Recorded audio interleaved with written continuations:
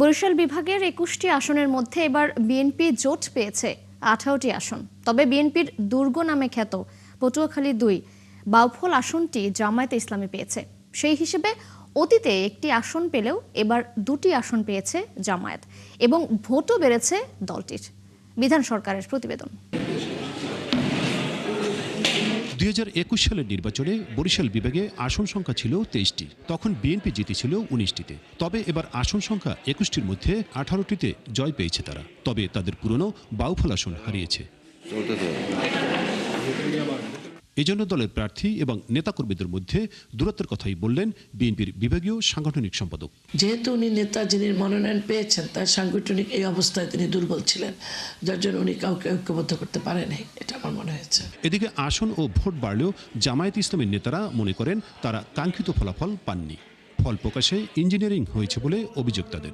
৭২ ঘন্টা moisture lock সমৃদ্ধ lily body wash শিয়া বাটারের goodness skin repair করে রাখে সফট ও গ্লোয়িং। ফলাফল ঘোষণায় অনেক জায়গায় আমরা ব্যতিক্রম দেখেছি, যার ফলে আমরা এই ব্যাপারে অমূলক মনে করি না যে এইখানে কোনো ইঞ্জিনিয়ারিং হয়েছে। বিশ্লেষকরা বলছেন এবার জামায়াত ইসলামের ভোট বাড়ার পেছনে স্বৈরাচার পতনের পর দলীয় কর্মীদের নিয়ন্ত্রণ, ভোটে আওয়ামী লীগের অনুপস্থিতি এবং জামায়াতের প্রচারে ধর্মকে যুক্ত করায় এক শ্রেণীর মানুষের ভোট তারা পেয়েছে। আমাদের কাছে সবচেয়ে লক্ষণীয় যে বিষয়টা, সেটা হচ্ছে ধর্মীয় অনুভূতিকে তারা কাজে লাগিয়েছে এবং সেইটার ফলে তাদের এই ভোট বৃদ্ধি একটি বিষয় খুব পরিষ্কারভাবে তুলে এসেছে বলেই আজকে তারা এই ভোটের সংখ্যাটা তাদের বৃদ্ধি পেয়ে।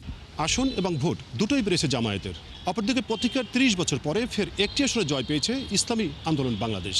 গাণিতিক হিসেবে বিএনপি জোটের আসন সংখ্যা বাড়লেও হারিয়েছে তারা পটুয়াখালী ২ বাউফল আসনটি। বিধান সরকার, ৭১, বরিশাল। দর্শক, আমরা এবার একটু বরিশালে যেতে চাই। সেখানকার নির্বাচন পরবর্তী পরিস্থিতির খবরাখবর নিয়ে আমাদের সাথে যুক্ত হচ্ছেন সহকর্মী বিধান সরকার। বিধান, জেলার মানুষ কাকে মন্ত্রী হিসেবে সেখানে দেখতে চায় এবং এলাকার আইন শৃঙ্খলা পরিস্থিতি নির্বাচনের পর কেমন দেখতে পাচ্ছেন, সেই সাথে আরেকটি বিষয় জানাবেন, আপনার জেলা নির্বাচনের পর নবনির্বাচিত যে প্রার্থীরা রয়েছেন তারা কি ভাবছেন?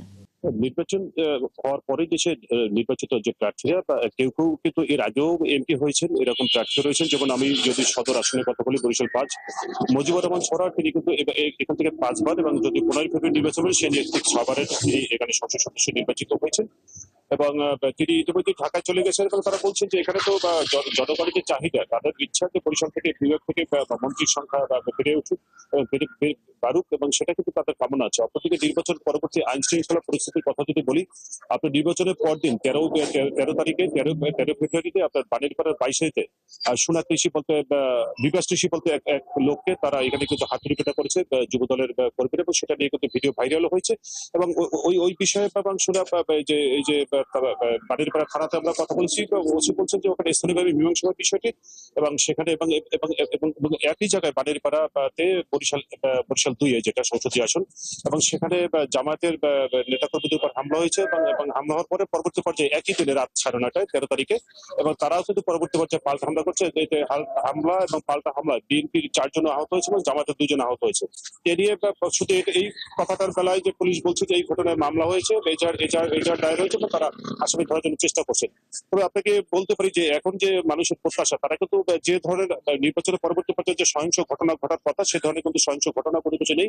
যেহেতু কোনো মিছিল বা মিটিং হয়নি, নির্বাচনের পরবর্তী পর্যায়ে শান্তিপূর্ণ অবস্থানে কিন্তু বরিশাল নগরী বেশ চমৎকার একটা পর্যায়ে রয়েছে। এবং মানুষ প্রত্যাশা করছে যে এর আগে যে জনসভায় ৪ ফেব্রুয়ারি যে জনসভায় যে তারেক রহমান এখানে এসেছিলেন বরিশালে, এবং তিনি বলছেন যে এইখানে এসে যে প্রতিশ্রুতি করে দিয়েছিলেন সে প্রতিশ্রুতি বাস্তবায়ন, এবং তারা দেখতে চায় এখান থেকে যাদের প্রতিনিধি নির্বাচিত করেছে তাদের মধ্যে থেকে তারা এখন মন্ত্রিত্ব চাচ্ছেন, এবং যাতে করে বরিশাল বিভাগের এই যে উন্নয়নটা হয় সেই প্রত্যাশাই তারা করছেন।